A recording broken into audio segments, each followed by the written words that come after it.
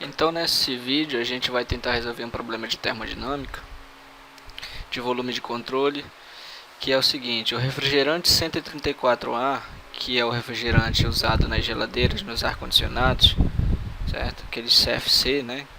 Poluente. Ele entra em um compressor operando em regime permanente como vapor saturado a 0,12 MPa e sai a 1,2 MPa e 70 graus Celsius, com uma vazão máxima de 0,108 kg por segundo. Conforme o refrigerante passa pelo compressor, a transferência de calor ocorre a uma taxa de 0,32 watts. Determine a potência de acionamento do compressor. Problema clássico de termodinâmica. Então a gente vai tentar, vamos resolver ele aqui nessa videoaula. Tá? A primeira coisa que eu quero dizer antes da gente prosseguir é o seguinte: vamos primeiro só dar uma revisada nas fases de uma substância, tá? Então imagine o seguinte: você quer fazer o gráfico da pressão em função da temperatura, tá? O gráfico da pressão em função da temperatura. O que acontece quando a água é líquida, certo? O que acontece na hora que você começa a fornecer calor? Ela vai recebendo calor. A panela de pressão, imagina uma panela de pressão. A pressão aumenta conforme a temperatura aumenta, até que chega um ponto em que a pressão permanece constante enquanto a temperatura aumenta. Até que chega um outro certo ponto, a partir do qual, se você fornecer calor para a panela de pressão, a pressão começa a aumentar. Tá? Isso aqui, ó, é um caso clássico de mudanças de fase. A gente diz que essa região aqui é a região de líquido. Essa região dentro desse domo aqui, que a gente chama de domo, certo? Essa região aqui, ó, que é de pressão constante, a gente chama de uma região de líquido mais vapor, certo? Quando a substância muda de fase, ou seja, ela sai dessa região bifase e vai para cá, ela está numa região que a gente chama de vapor supersaturado, ok? Esse ponto aqui ele é importante para nós, ó. Esse ponto aqui, ele é conhecido como um ponto de líquido saturado, certo? Líquido saturado. A partir desse momento, ó, se você tem aqui uma panela de pressão,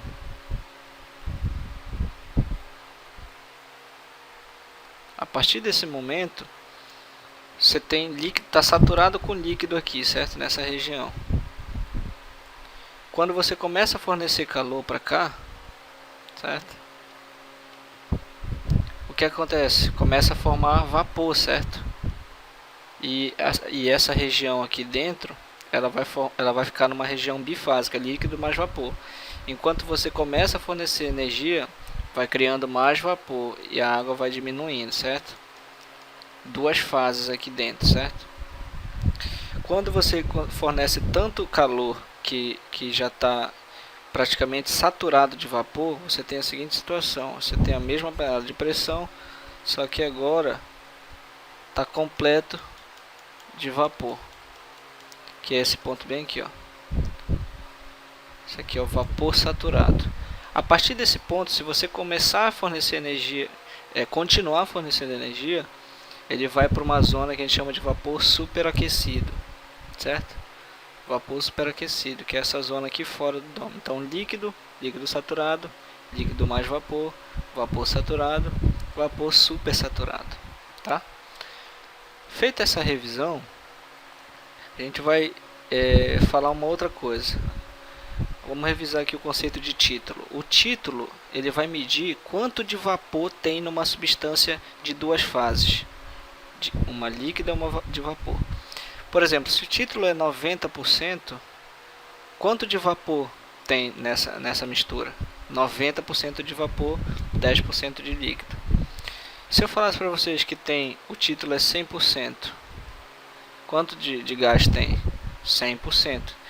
O título aqui, ó, vapor saturado, quanto é? Quanto vocês acham que é? Quanto de vapor tem nesse ponto de vapor supersaturado? 100%, né? Então o título aqui é igual a 1. E aqui, quanto seria o título? Quanto de vapor tem no líquido saturado? Nada, né, de vapor. Então título é igual a 0. Beleza. Só isso aqui a gente consegue então resolver esse problema, fazendo essa revisão. Então vamos voltar aqui para o problema e pegar as informações que são pertinentes a ele. A nossa substância de interesse é o refrigerante 134A, correto? Então as tabelas termodinâmicas que nós vamos usar é para o refrigerante 134A. Ele entra no compressor em regime permanente. Olha, isso aqui é uma outra hipótese que a gente vai marcar, chamada de regime permanente. Então ele entra no compressor como vapor saturado. Olha, perceba que o problema já está fornecendo o estado para a gente. O estado que ele entra é vapor saturado. Onde é que ele está aqui nesse gráfico, pessoal? Aqui, né? Vapor saturado. Então ele entra como vapor saturado numa pressão de 0,12 megapascal e sai a 1,2 MPa e 70 graus Celsius. Esse estado aqui, ó, a gente não conhece, a gente vai determinar usando o gráfico, mas isso depois. Com uma vazão máxima de 0,108 kg por segundo. Então, conforme o refrigerante passa, transfere esse calor para a vizinhança, né? Então, aqui eu não escrevi, mas a transferência ocorre para a vizinhança, tá? Para a vizinhança. Então tá, eu vou fazer o desenho aqui do nosso problema. Então tá aqui o nosso desenho, né? O nosso desenho esquemático, certo? Aqui é o compressor, aqui é a entrada, aqui é a saída. A gente quer descobrir qual é a potência elétrica que a gente precisa fornecer para o compressor para ele poder comprimir o refrigerante R134A de 0,12 a 1,2 MPa, certo? Sabendo que conforme esse processo acontece, ou seja, conforme o gás vai se comprimindo, a transferência de calor do compressor para a vizinhança, ela é 0,32 watts. Isso aqui é fornecido, tá no problema. Bom, o primeiro passo aqui é definir muito bem os estados termodinâmicos do refrigerante, certo? Um estado a gente já tem de bandeja aqui, que o problema forneceu, que é vapor saturado, beleza.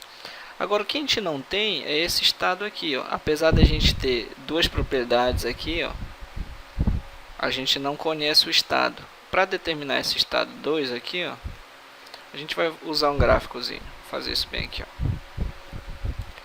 Quando você não tem a informação do estado da substância, é muito conveniente você fazer um gráfico de pressão, temperatura, certo? Por quê? Porque assim você consegue saber qual é o estado. Como? Já vou mostrar. Então olha só. Primeiro eu vou pegar uma temperatura aqui. Vou pegar, por exemplo, a temperatura de 70 graus. Digamos que ela esteja aqui, ó. Vou colocar essa linha mais reta aqui. Isso aqui é 70 graus. Eu tenho que ir na tabela tabela de saturação, tá? Eu tenho que ir na tabela de saturação pro R134A, tabela de temperatura. Por quê? Eu tenho que ir aqui nessa tabela e saber o que é isso aqui. É a nossa temperatura de saturação. O que é que essa tabela aqui de temperatura vai fornecer? A pressão de saturação, ou seja, a pressão correspondente a esse processo aqui, ó. Lembra que a gente já viu. Essa pressão aqui, ó, é a pressão de saturação, que a gente já vai descobrir. Vou aqui então na minha tabelinha. Vamos lá. A tabelinha aqui, ó, deixa eu puxar isso aqui para cá. Pausar aqui. Então perceba aqui, ó, que eu estou na tabela do livro Fundamentos da Termodinâmica para Engenharia, e eu estou na tabela de propriedades do refrigerante 134A, líquido mais vapor, tabela de pressão. Só que eu quero a tabela de temperatura. Deixa eu ver onde é que ela está. Está aqui, ó, tabela de temperatura. Se eu for ver, eu quero a temperatura de 70 graus. 70 graus. Tá bem aqui, ó. Aí eu tenho que perguntar o seguinte: qual é a pressão correspondente à temperatura de 70 graus? 21,162, certo? Então seria isso bem aqui, ó, 21,172 bar, tá? Bar, tá? Isso aqui, ó, 162 na verdade, né? Muito bem, pausar aqui e voltar para a planilha, para a prancheta. Muito bem. Então olha só, pessoal, a gente tem aqui, ó, o estado saturado para 70 graus. Só que o estado do problema não é saturado, né? Tem 1.2 MPa aqui, correto? Bora transformar isso aqui, ó, para bar. Transformar MPa para bar, para ver uma relação. Bom, então eu transformei aqui, ó, 1.2 MPa para bar. Então é só multiplicar por 10, né? Porque 10 a 6 dividido por 10 a 5 vai dar 10. Então, isso aqui vai dar 12 bar. Aí, qual é a pergunta que a gente tem que nós temos que nos fazer? A linha de saturação, da pressão de saturação, a curva da pressão de saturação, que é 21,162 bar, ela é maior ou menor do que a linha de 12 bar? 21 bar é maior do que 12 bar, né? Então essa linha de 12 bar, ela vem aqui de baixo, ó. Vem aqui nessa temperatura de saturação, passa bem aqui, e ela vai encontrar a linha de 70 graus aonde, pessoal? Aqui, ó. Então esse é o nosso estado 2, certo? E conforme nós vimos no início do vídeo, se a região está aqui é o que? Vapor supersaturado. Então nós já definimos o estado 2. O estado 2 aqui, ó, ele é vapor supersaturado. Essa região aqui, ó, tá? Muito bem. Como nós definimos precisamente os dois estados, a gente já pode usar as equações da termodinâmica, que é o que a gente vai fazer aqui. Beleza? Então vamos lá. A primeira delas é o balanço de massa, conservação da massa, ou seja, a variação da massa no volume de controle é igual a M1 menos M2. O que seria o volume de controle, pessoal? É o nosso elemento de análise. Nesse caso aqui, ó, o nosso volume de controle, eu vou até colocar isso bonitinho aqui, ó, é o compressor. Então ele está definido por essa linha tracejada. Ele é o nosso volume de controle. É importante definir isso aqui antes da resolução dos problemas, tá? Eu esqueci de fazer isso. Então isso aqui é o volume de controle. Então todas as equações vão ser em torno disso aqui. Então, como eu falei para vocês no início do problema, ele fala que é regime permanente. Isso quer dizer que nenhuma propriedade, nem pressão, nem temperatura, nem volume específico, nem densidade, nada disso é função do tempo, certo? Nada disso é função do tempo. Ou seja, em outras palavras, não existe variação dessas coisas com relação ao tempo, tá? Então, se não existe, isso aqui é zero. De tal forma que a gente tira que a vazão de entrada é igual a vazão de saída, que é igual a um M qualquer, que a gente já sabe é 0,108 kg por segundo. Beleza? Vamos usar agora o princípio da conservação de energia para o volume de controle. Vou escrever a equação aqui, ó. A variação da energia no volume de controle com relação ao tempo é igual ao calor no volume de controle, certo? Fluindo pelo volume de controle, menos a potência do volume de controle, mais a vazão de entrada, vezes a entalpia de entrada, mais a energia cinética de entrada, mais a energia potencial de entrada, menos a vazão de saída, vezes a entalpia de saída, e você já sabe esses termos. Agora o que a gente precisa é reduzir essa equação, e nós já sabemos, nenhuma propriedade varia com o tempo no regime permanente, de tal modo que isso é zero. Vamos desconsiderar as energias cinéticas e potencial para poder analisar o problema.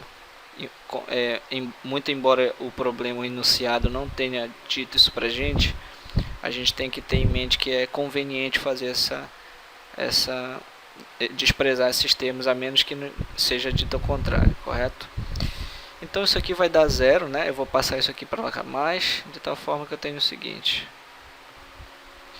Bom, essa expressão aqui, ela pode ser reduzida a isso aqui, ó.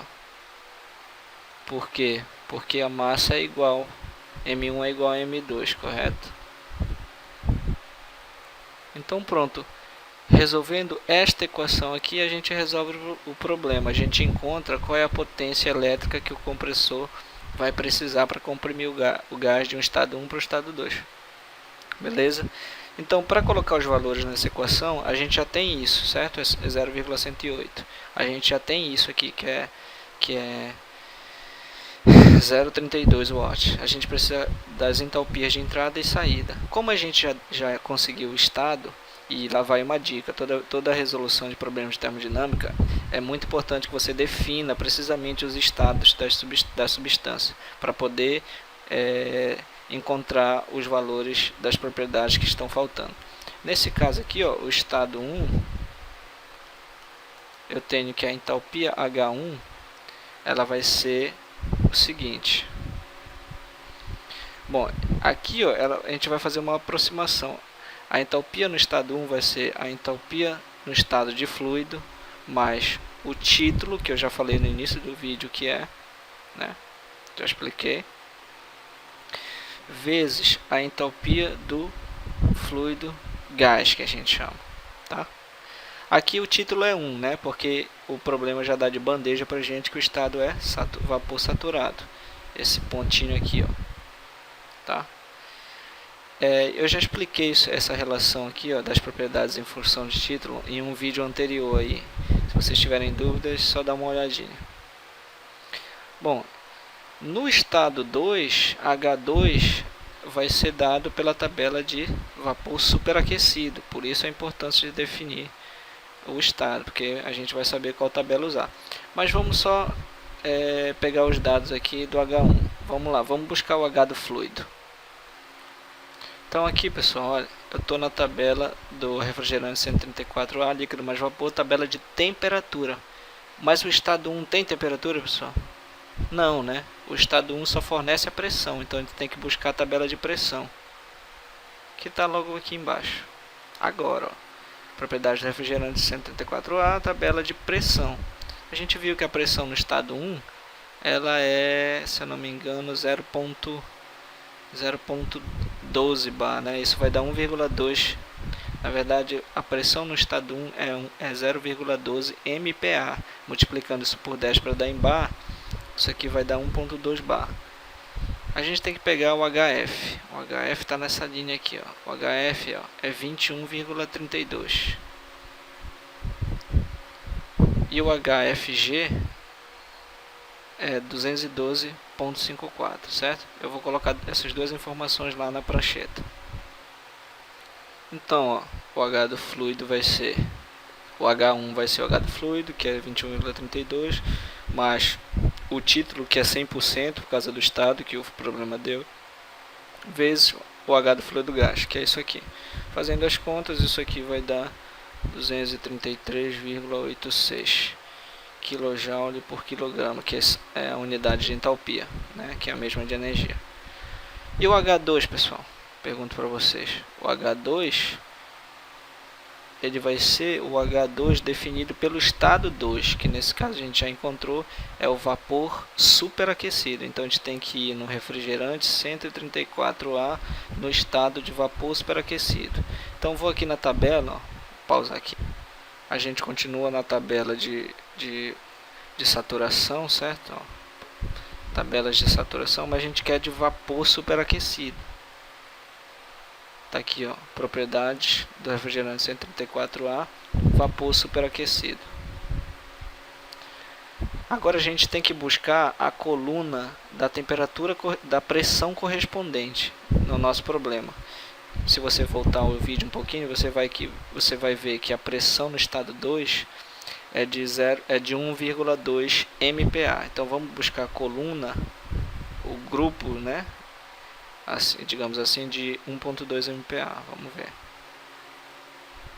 É 0,32, está bem aqui para baixo mesmo. Ops, passei. Então tá aqui, ó, coluna de 1,2 MPa. Sabendo disso, ó, só lembrando, a coluna de entalpia, que é o que a gente quer, é essa aqui, ó, tá? Então vamos lá, a gente sabe que está aqui a entalpia e está aqui a coluna de 1,2 MPa. A temperatura no estado 2, o problema forneceu, ele disse que era 70 graus. Então vamos cruzar essas informações, linha de 70 graus, grupo de 1,2 MPa, eu quero a entalpia, 298,96. Correto, pessoal? Bom, muito fácil, né? Pegar essas informações. O que a gente precisa agora é colocar esses valores aqui. Se a gente fizer isso, a gente vai ter o seguinte, certo? Essa expressão numérica. Muito bem. Agora uma pergunta, pessoal. A unidade desse calor aqui é positivo ou negativo? Vamos analisar de novo o problema. Qual é o sinal do calor aqui? Lembre-se da convenção. Trabalho que entra no sistema é negativo, trabalho que sai do sistema é positivo. Calor que sai do sistema, contrariamente ao trabalho, é negativo. Calor que entra no sistema é o que? Positivo. Tá? Os sinais são contrários para calor e trabalho. Então, qual é o sinal do calor desse problema? Menos, né? Então, vamos aqui, ó, menos. Se você fizer essa conta aí, você vai encontrar que o trabalho para acionar o compressor vai ser igual a, eu já calculei isso aqui, ó, menos 7,35. Menos 7,35 o que? O watt. Correto? Por que menos? Porque é só para indicar que o trabalho está entrando no compressor, tá? Bom, era isso que eu queria mostrar. Qualquer dúvida é só colocar aí nos comentários. Se você gostou desse vídeo aí, compartilha com seus amigos, dá um gostei, que isso ajuda na divulgação. Então, era só isso.